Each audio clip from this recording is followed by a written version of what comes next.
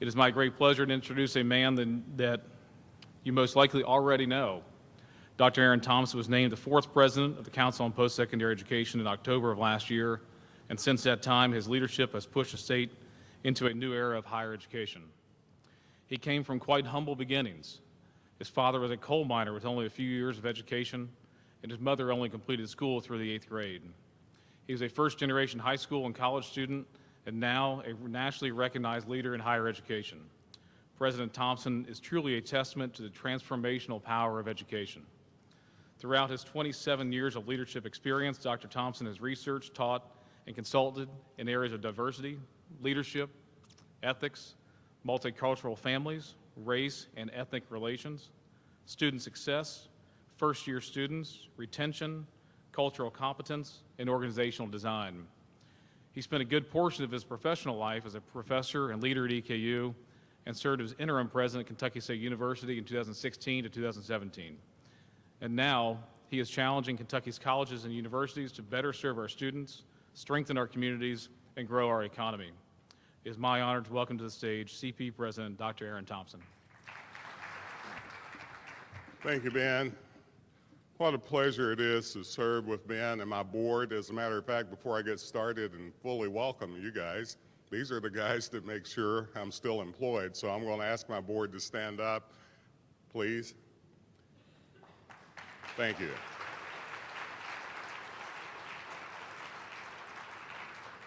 And what an honor to be in Kentucky to lead higher education. When I think of all the things that I could be doing in life, I couldn't think of anything that I would be more privileged doing than this. So welcome, trustees, regents, legislators, friends of higher education, and any of you who happen to wander in this morning. I'm glad to have you here.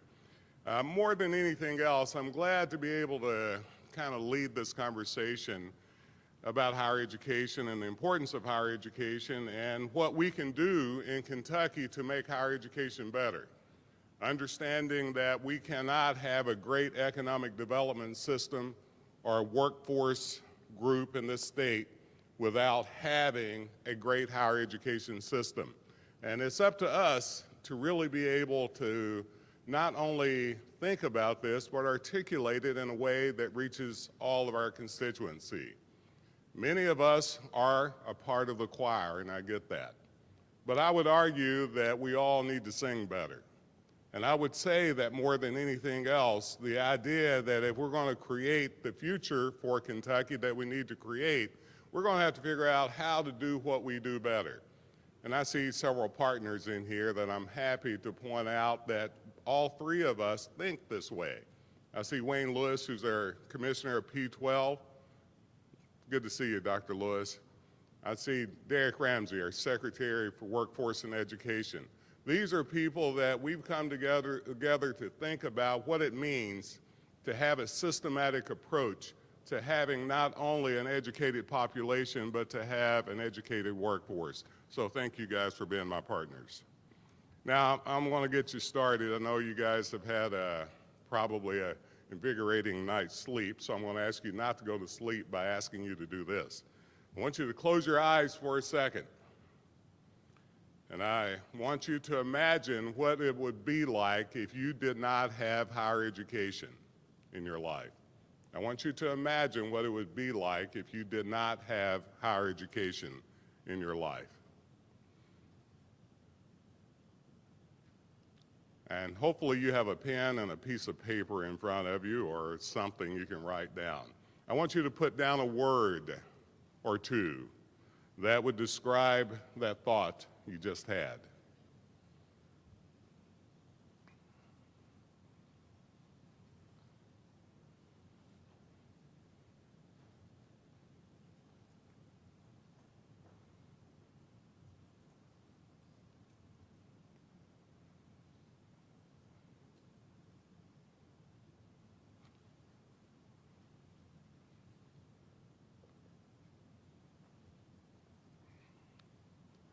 Now, at the risk of you falling asleep again, I'm going to ask you to close your eyes again.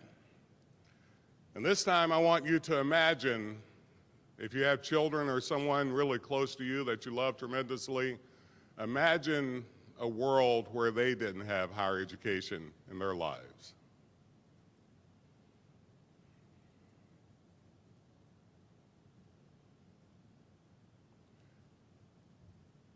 Now wake up and write down the words that described your thoughts.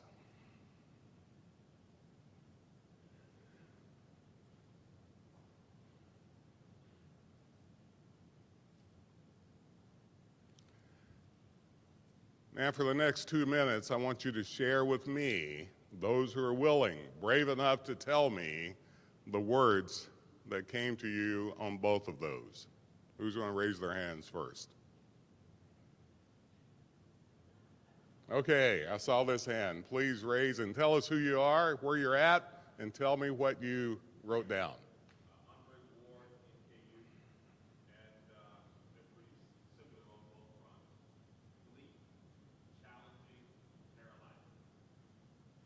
Thank you, sir. Who else? Yes.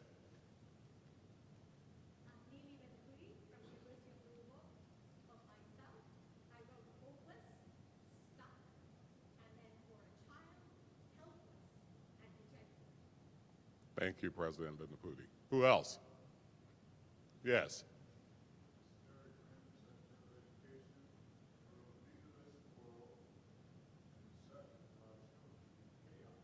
Chaos. I like that word. I like the word. I don't like the action.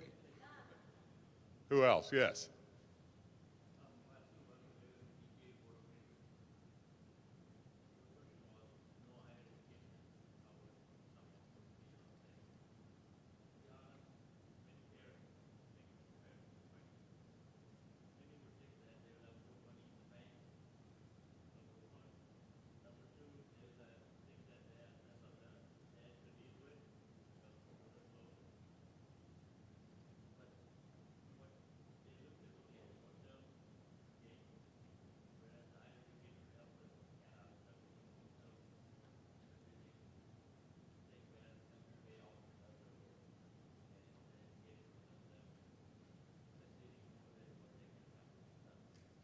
Thank you. Yeah, they may interpret it as, well, I got more money, I don't have to worry about that.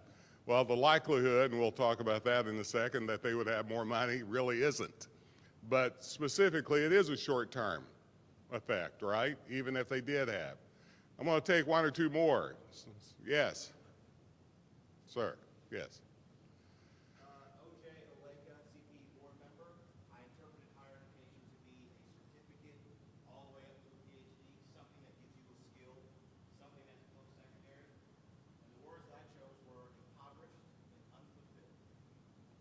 Good one. Yes.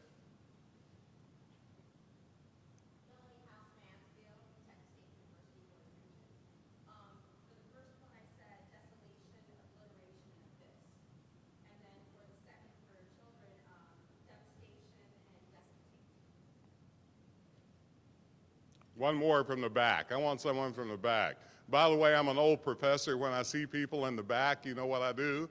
I call on them. So let me have a hand raised from the back. Okay, I got one.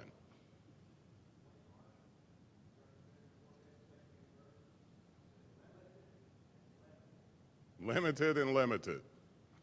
Now, I want you to think about this because one of the issues that I argue that we have been in a place where we have a high school going rate, those who are graduating from high school moving on to college at 53.5%. Think about that. One of the reasons why I argue that that's happening is that we haven't made this emotionally connecting. We've got to figure out that it's more than just talking about the data, even though I'm going to talk about this in a second.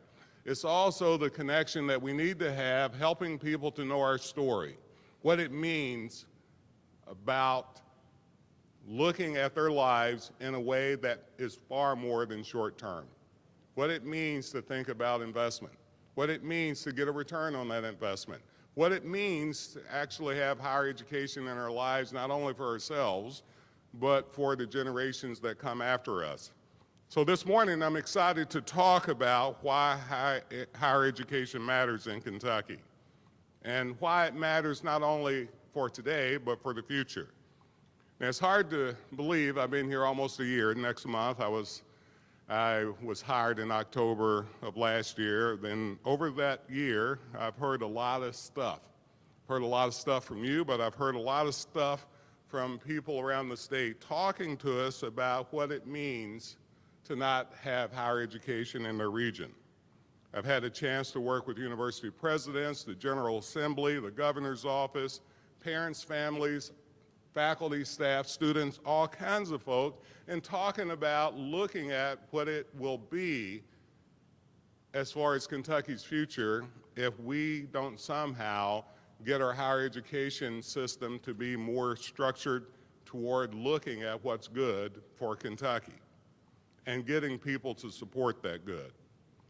And as I said, I've traveled around the state a lot and in the nation a lot.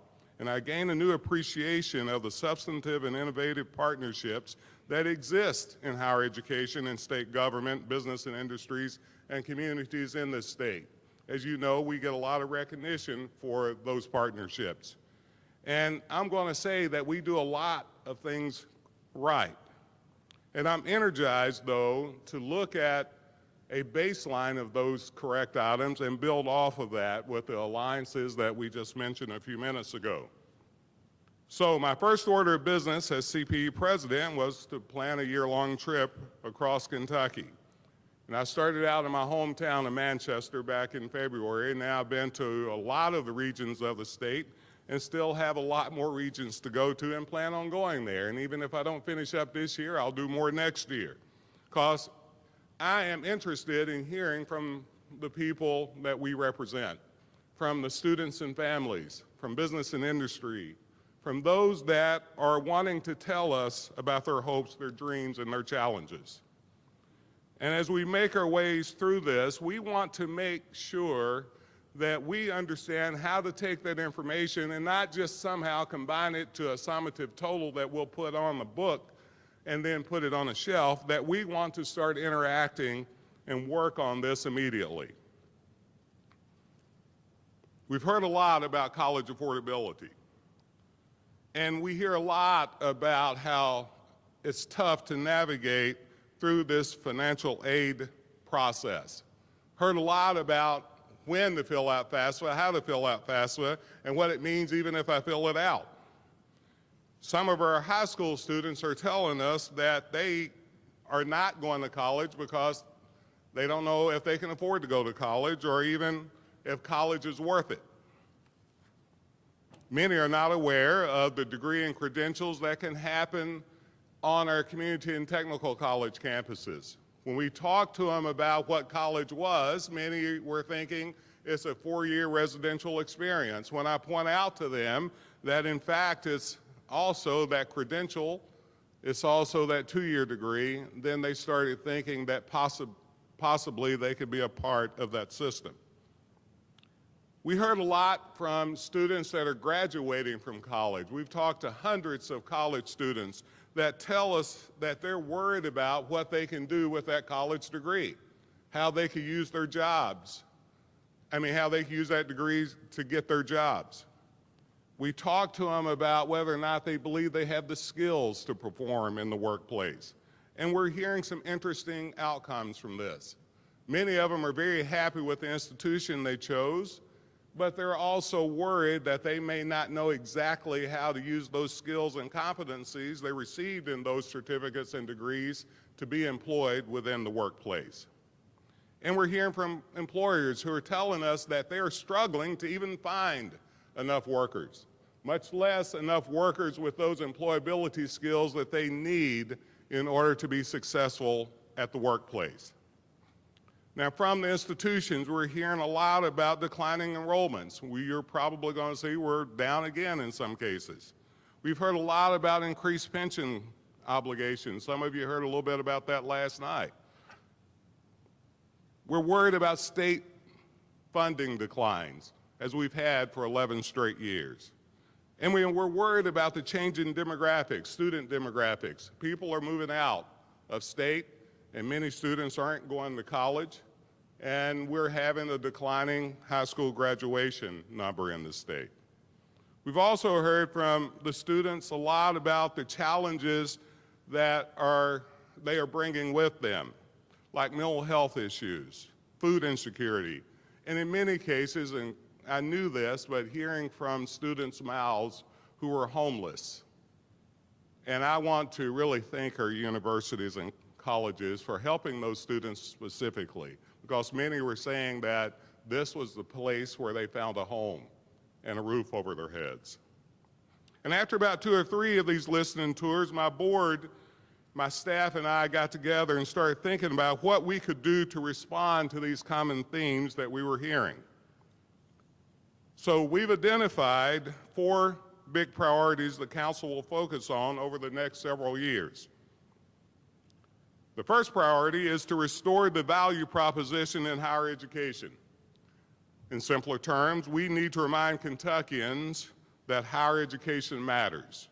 As a matter of fact, if you don't have one of these buttons, we're happy to give you one. Wear it with pride. The value of college, once taken for granted, is now a point of debate. Countless headlines question whether college is worth it. But, as you know where I'm going with this, I'm here to tell you that higher education does matter. And not only for individuals, but to the state as well. Now, in the next few weeks, the council will be releasing a report on the higher education's return on investment. And we tracked 43,000 Kentucky high school students who graduated in 2010. We tracked them over the next 8 years. And we got the latest data available to us to talk to us about that cohort. And there's a lot of good news to report, but there are also some concerns. At the end of those 8 years, only 13,576 students had completed a post-secondary credential. I want you to think about that. That's about 32% of that entire high school graduating class. About the same number started a degree but didn't finish it. Folks, we've got to improve our college going rate. We just have to. And once they enroll, I know you're tired of hearing me say this over and over again, we've got to do a better job of giving them the support it takes to get them to the finish line. And some of the findings, and I'll give you a preview of it here a little bit, we noticed that there were many answers to some of the common myths that are out there. The first myth is that college education or college as a whole is no longer affordable. So the average amount that students paid from that 2010 cohort falls out like this. Out of their pockets, they paid about $3,400 for a certificate, about $7,700 for an associate degree, and about $26,000 for a bachelor's degree. Now, I'm not talking about they paid this every year. I'm talking about that was the total cost for that credential. The answer to so much of what we hear about the higher sticker price is that the net price is much lower. Now, I'm challenging us to be transparent, though, to let people know exactly what the real costs are. This cohort received a significant amount of federal, state, and institutional aid to help pay for college. And you've seen some of our charts that show that our institutions are putting more of their money in student aid than ever before. Now, I'm not talking about aid that they have to pay back. I'm talking about grants and scholarships that they don't. On average, this aid covered about 69% of the total cost for a certificate, 66% of the total cost for an associate degree, and 52% of the total cost of a bachelor's degree. Now, another myth we've heard is that tuition is skyrocketing.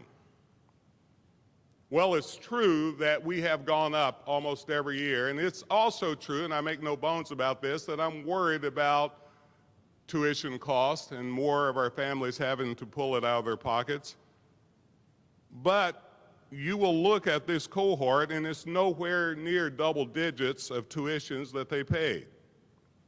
The council implemented tuition parameters in 2008 and 9, and despite significant cuts since that time in state general fund appropriations, we have worked really hard to moderate increases so that now they are at the lowest point in 15 years, about a 2.2%, which is the inflation rate, by the way. You've also heard about these mountainous student debt that these students are incurring. So anecdotes about students with $100,000 or more in student loans do not reflect the typical undergraduate experience in an in-state public tuition, in-state public institution. And as you can see, the median loan debt for borrowers in the class of 2010 were as follows. They got loans for under $30,000 for a bachelor's degree, about $14,000 for an associate degree, and under $9,000 for a certificate. So bottom line, a college degree really does pay off. You've heard these numbers also. Over the course of a lifetime, Kentuckians with a bachelor's degree earn about $1.2 million more than a high school graduate. An associate degree earner earns almost $500,000 more. Now, there may be some high school graduates making up around $60,000 a year without college, but please understand, this is the exception and not the rule. The average salary for a high school graduate in this cohort was $24,000 a year. Furthermore, the wages of high school graduates level off much sooner. They plateau much sooner than those of a college degree. And those with a college degree, a baccalaureate degree or higher, tends to keep raising over the years, and many end up in leadership positions making significant amount more money when we look at the 20-year down the line total. But there isn't just a return on investment for students, the state benefits as well. College graduates make more money, which means they spend more money and they pay more taxes. They also are much likely to be unemployed and on public assistance. In 2018, individuals without a post-secondary credential comprised 86% of the state Medicaid recipients, comprised 88% of the SNAP recipients, 94% of the disability recipients, and 85% of the unemployed. Folks, we're spending more and more of our money on the symptoms and less money on the cure. Kentucky needs to think about where we spend our limited resources and decide if it is producing the best possible return on investment. So now let's move to the second priority, making college more affordable for all Kentuckians. I've already touched on the fact that our public colleges and universities have, despite of a decade of higher education cuts, been able to maintain affordability for a majority of Kentucky families. We have data on that. They've done this by becoming more efficient, finding new revenue sources, and growing institutional aid through endowed scholarships and capital campaigns. And I appreciate our institutions for spending their tuition dollars in this way. But the truth of the matter is that we can do a lot more to improve affordability for our neediest students. And for those students sometimes called the forgotten middle. These are the students who make a little too much money for need-based aid and whose academic careers, while good, doesn't rise to the level of merit scholarships.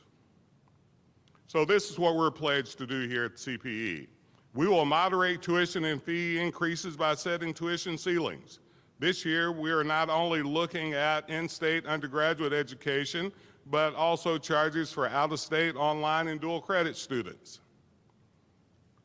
We're pushing to finish that college degree in 4 years, not these 5 or 6 years that the nation's average are telling us that we need to be measuring things by. We're working with our campuses to ensure degree requirements stay around 120 hours for a baccalaureate degree and around 60 hours for an associate degree. And we can get there if we somehow set the new baseline as taking 15 hours per semester. And I'm happy to say in the fall of 2019, we no longer offer developmental ed courses on our 4-year campuses for no credit. And our KCTCS partners can only offer one. This will help us. There's also a lot of misconceptions about college costs that we argue that strong financial literacy courses can help dispel. Students need help understanding the ins and outs of student loans and what's a reasonable amount of debt for a degree they're pursuing and the job they hope to get. As an example, we heard a lot from our college students that said, I'd give anything when I was in high school if someone told me about this, what I could borrow, what I should borrow, and how I could borrow. The idea that we need to get to a point when they get in their senior year and we're looking at revamping our general education policy that says in the senior year somehow we need to give you a general education course that teaches you exactly how that degree can work for you in the workplace. There are still too many students, though, I will tell you, that's not filling out the FAFSA. They're leaving thousands and thousands and millions of dollars on the table because of this.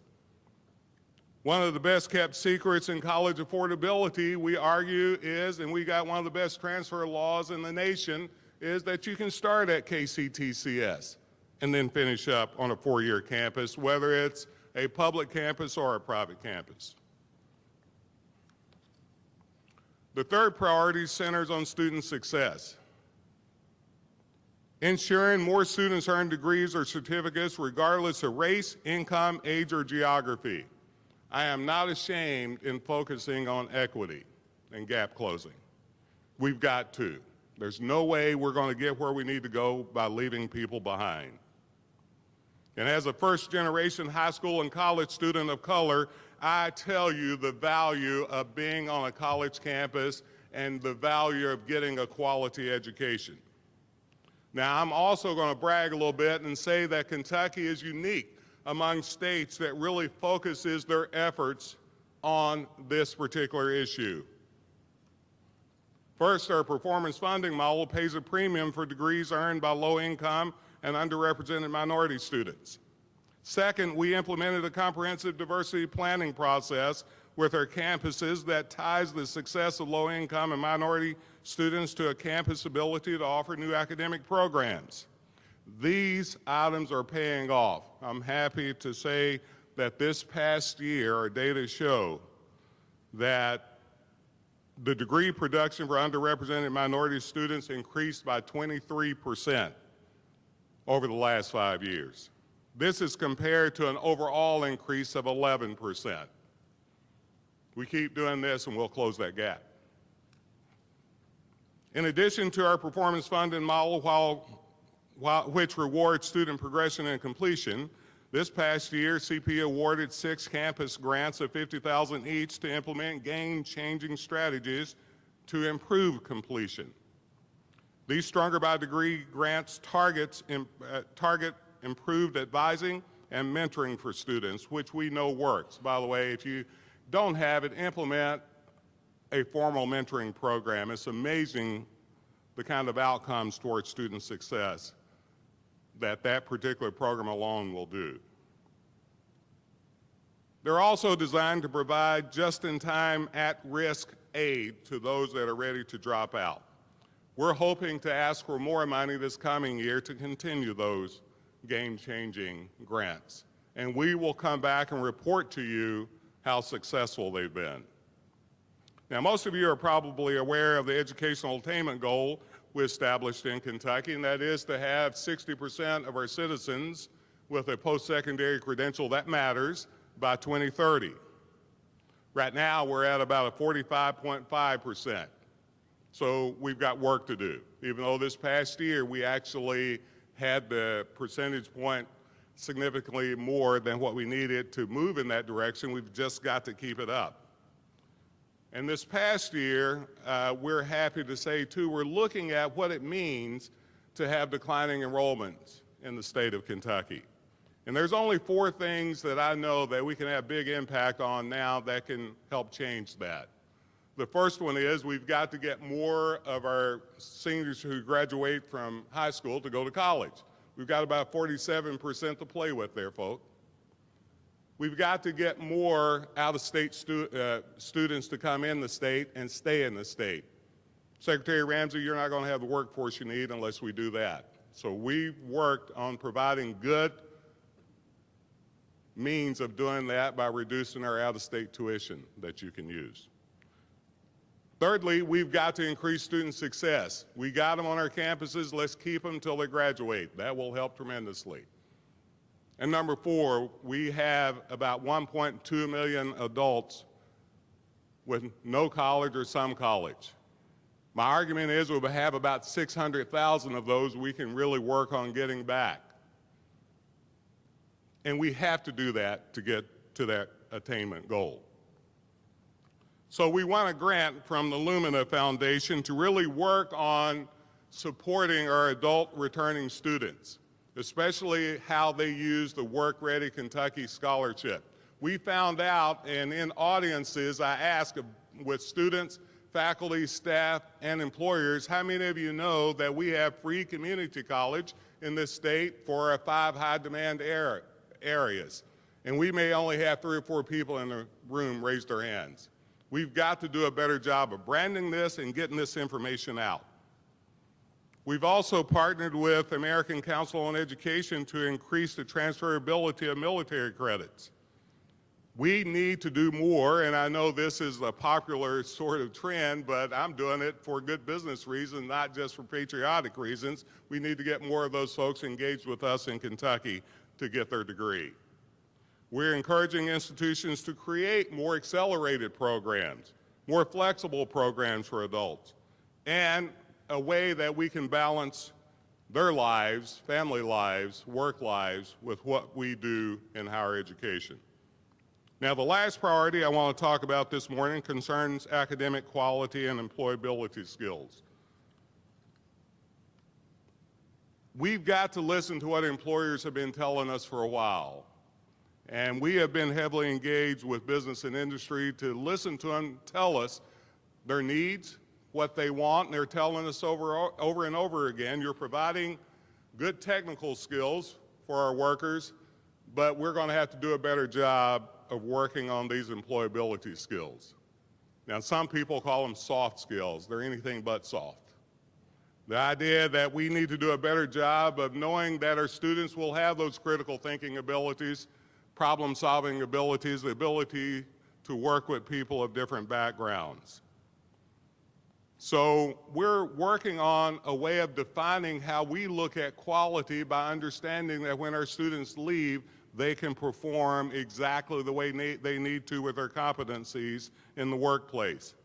So under my leadership, CPE has undertaken a comprehensive revision of the state's academic review process.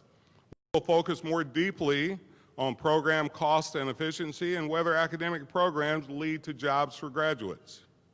We're also looking at, with this process, how many jobs that are out there that we don't have a credential that would fill, not just for those in the immediacy, but for those in the future. I'm particularly excited to be working with QA Commons on a project to help graduates demonstrate their employability skills. And we are working with 6 campuses currently in this pilot program, and this really is infusing essential skills inside of the curriculum, inside of the infrastructure. So as CPE president, it is my goal that every college student by 2030 can complete a work-based learning experience before they leave campus. CPE will work with campus leaders, employers, and state partners to expand internships, co-ops, apprenticeships, and work-study programs. And part of this effort will include earlier and more comprehensive career advising to help students select a major soon. We need to get this on the front end in the freshman year, not on the back end, to help them fill out a resume. So in conclusion, and I want to save enough time for questions, in conclusion, I'd like to leave you with a call to action. Higher education, we're facing challenging times, no doubt. We're over and over again asking you to do more. We're asking you to be more efficient. We're asking you to be more effective. And I know you're working hard to make ends meet. I know your buildings aren't in great shape. I know you don't have enough money to, in many cases, keep great faculty, and you're trying really hard to do that. And I know the social support and the student support and academic support many of your students need are in fact lacking to some degree because of some of the cuts. I recognize all that. And I come from deep inside the campus where I've experienced what you're talking about. So I'm asking you to do two things. I'm asking you to help us to ask for the funding it takes to help you to do better, but I'm also asking you to still do more. Find more efficiencies, find better ways of using the dollars that you have to help our students get to the finish line. And I'm not asking you to focus purely on the quantitative outcomes, but the qualitative piece. Let's figure out a way to measure that our students know that they have a quality credential when they get out. So we will be asking for money, I'm sure, to increase our performance funding model. And you've heard me say this over and over again, the best way to make sure performance funding works is to put funding in that model. So I urge you to support this request and help us advocate for additional funding for higher education. Finally, please know that I'm committed to working with you. It would be impossible for me to imagine doing this job unless I was a partner with all of you in helping make this happen. We know that if we're going to do the kind of change it takes to not only improve higher education in this state, but to make sure higher education occupies its rightful role in being the catalyst for good outcomes, then we're going to have to work together. As you work with your fellow board members at your institution, please look at your strategic initiatives, your plans, to make sure it's aligned with these things we are talking about. Make sure that, in fact, you have the kind of footprint and imprint on your region that you represent. You know, I do know this. I know that one of the best things that ever happened to me in my life was to get a baccalaureate degree.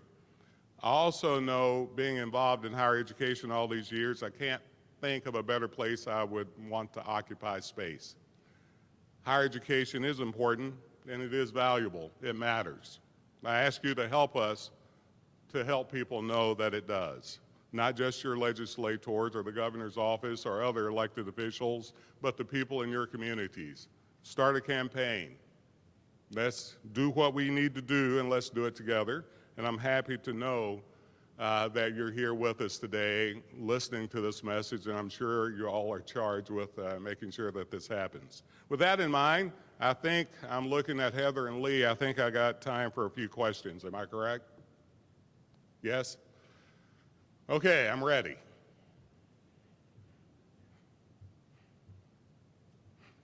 Do I have a quiet room?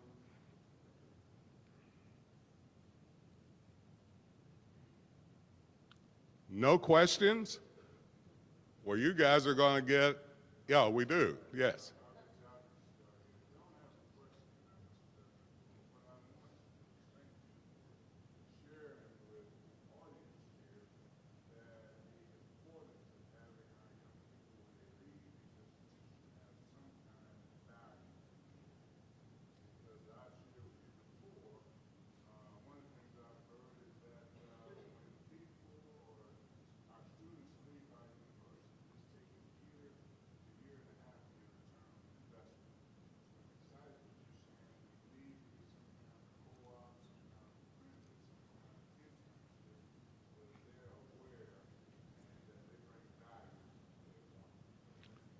Well, thank you for saying that, Mr. Secretary. I will tell you that we still have a lot of middle-skilled jobs that we haven't filled. We need to fill those now, but we also need to be thinking about those jobs that are going to be developed that we don't even know what they are yet. So as we're thinking about innovative programming, we have to do that. We've got to increase And I'm glad you're a partner with us to look at how we can use apprenticeships and other work-based learning experiences, not just in our high schools, but in our, not just our community colleges, but also in our four-year institutions. So thank you, sir. Yes. Aaron, you mentioned in the beginning about partnerships, especially with K through 12, since we do have the commissioner here as well. What are some specific things that we should be thinking about to improve the college-going rates as well as readiness for students going on to our four-year or two-year institutions? Good question. I mean, I think there's 4 or 5, and I won't get them all, but one is that we've got to do a better job of using our dual credit in a way that aligns with a pathway, maybe even a micro-credential, who knows, into our post-secondary campuses. And I'd like to see more of those dual credit courses given by a particular institution, that those students go to that particular institutions. It will be cheaper for them. So affordability in that way. Dr. Lewis and I are also looking at how can we change teacher education, if you will, not only with the alternative paths that they have, but with our campuses to focus on advancing our teacher prep people to a place of employment. In other words, we need to build a pipeline sooner coming out of high school for them to go into those particular programs and in those particular areas that are in not high demand, as well as many of these students who need to be of color that we have to get in front of these students that they represent or look like. So we're working on those 2 particular items tremendously. But we're also working constantly to try to figure out how we develop math pathways and other items that would allow our students with particular sorts of backgrounds not to have a one-size-fits-all. Not everybody needs a college algebra. So how do we help and align what they're doing in P12 with getting them to that point? We're also working on financial literacy. I'll use our Gear Up program as an example. What we're doing in helping our students in 7th through 12th grade understand time management, understand how to study. And we're listening to our high school students in our senior year and our college students telling us that they really didn't know how to do all that. Well, one of the things that I'm happy to hear Dr. Lewis say more than anything else, that when students graduate from high school, they need to be not just academically ready, they need to be college ready. And in many cases, even though they graduate from high school, I think I've heard them argue this, so I'm not putting words in your mouth, in many cases they're not still college ready. So we're working on how we then look at working together to make sure those students have the knowledge and competencies to be successful in college once they get there.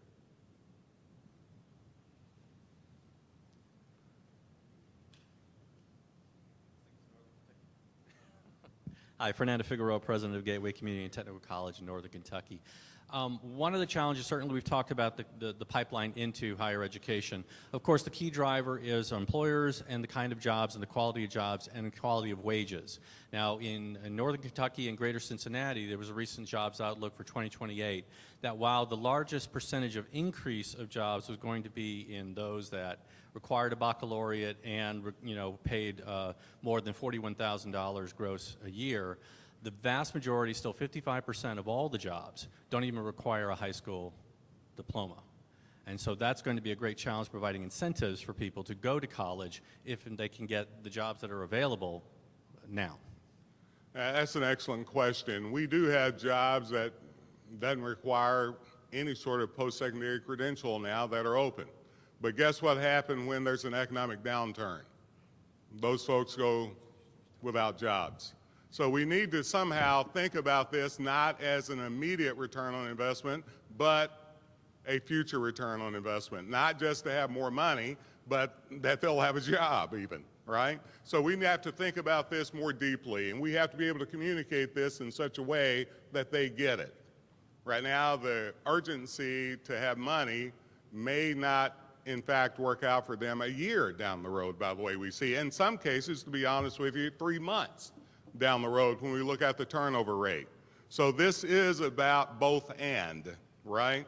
And the other piece I will tell you is that I'll take your college as an example, Gateway, you have two particular distinct areas that work well together. One's your technical areas, which are getting people with in many cases, a fairly fast workplace certificate, getting them in the workplace, but you're doing it in a way that's stackable in case they need to reskill or upskill. They can come back on that freeway. But the other is our community college area that are the liberal arts pieces of that people can go to and get then that particular associate degree and move to our four-year campuses. We have to increase that too, because that's the future of Kentucky also. So your point is well taken, but we've got to show really what the return on investment is, not just for the immediacy, but also for down the road. Yes?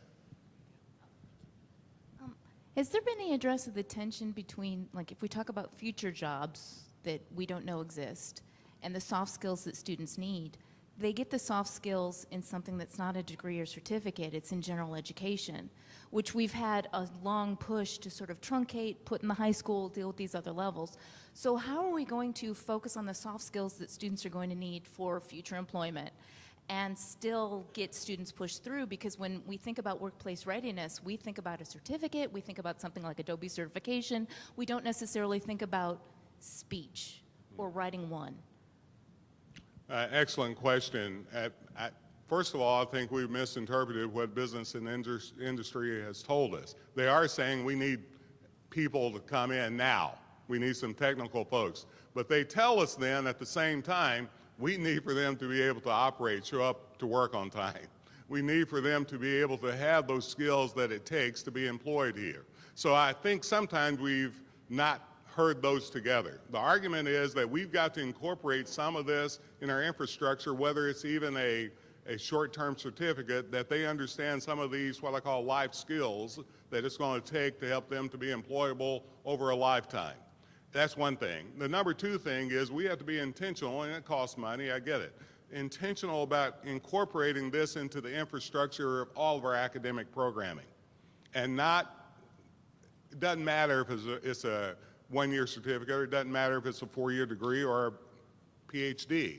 We've got to do a better job of understanding that, and this, by the way, just to be clear, it's not just for the good of the employers, this is the good of the civility of our society.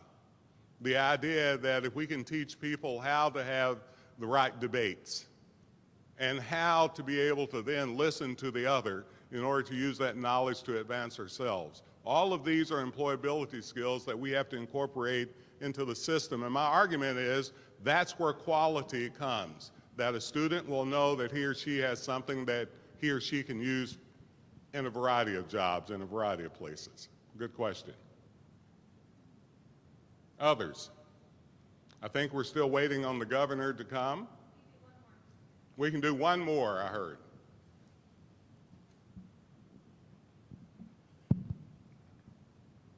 Dr. Thompson, earlier you spoke on financial literacy and specifically the FAFSA.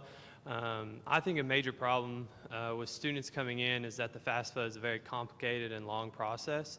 And I know some of this goes beyond the state level, but is there discussions and is there some action that can be taken place to help shorten and just simplify that process in general? Absolutely, and we've simplified it a little bit already, but in Washington, D.C., and I've been a part of these conversations, exactly that's what we're trying to do. You know, and even thinking about how we get them to that point of success. Now, I know Kia and other folks are working with our students in high schools to help them to do it, but we've got to make it simpler. The other piece, and I think it's important to kind of understand, is how do we use any sort of public policy or education policy in this state to help them to see the value of filling it out, whether it's long or short. Now, part of it we heard on our listening tour is people didn't even know about it fully or what it really meant. They heard about it maybe, but not really understand what the outcomes are. So we've got to even do a better job of talking about that. Whether we create an opt-out system, I don't know. But how do we get more of our students even to that point, whether it's a long form or a short form? But we do need to actually get it down to a reasonable form. It scares me when I fill it out for my kids, right?